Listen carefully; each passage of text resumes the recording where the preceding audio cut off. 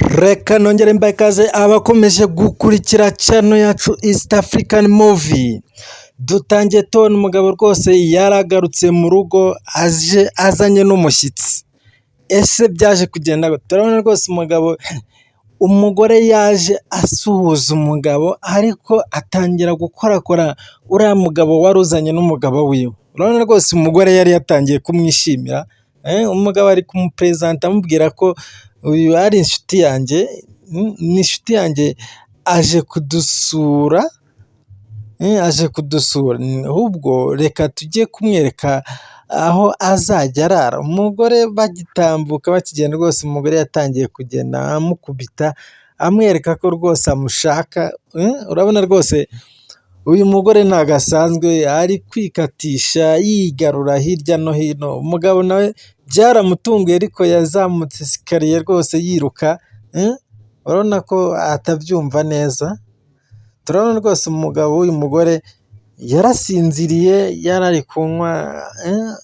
yari kunywa akayoga kiwe rwose, arangije ahita asinzira. Wa mushyitsi yaraje asanga umugabo yasinziriye, aramwaka kariya karahure, arangije umugore nawe yahise ahagera. Umugore yatangiye gukorakora uyu mugabo, atangira amubwira ngo njye ndumva ngushaka rwose, ndumva ngushaka. Wa mugore nta n'isoni ugira, uranshaka ntubona ko umugabo wawe ari hano?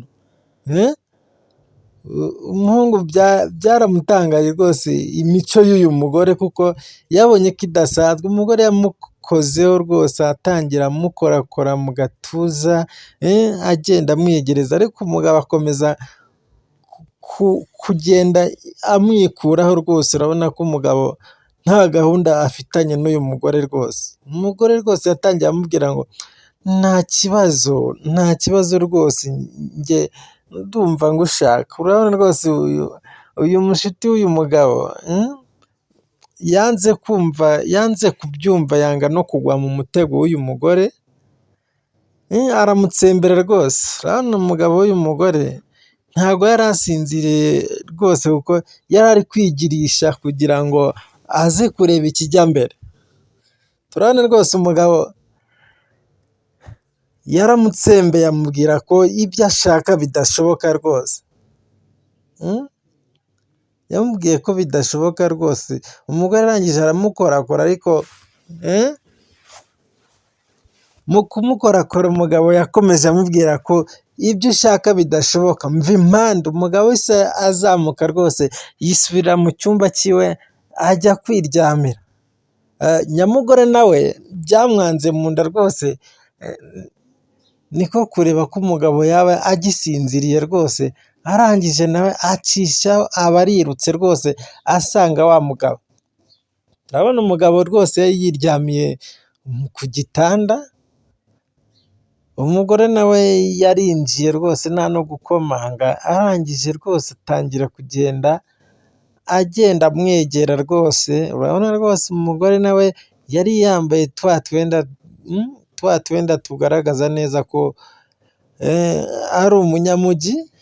Yatangiye rwose akorakora mu gituza cy'uyu mugabo wari wisinziririye rwose yiryamiye. Uwo mugabo yashitukiye hejuru rwose, arangira uje gukora iki mu cyumba cyanjye?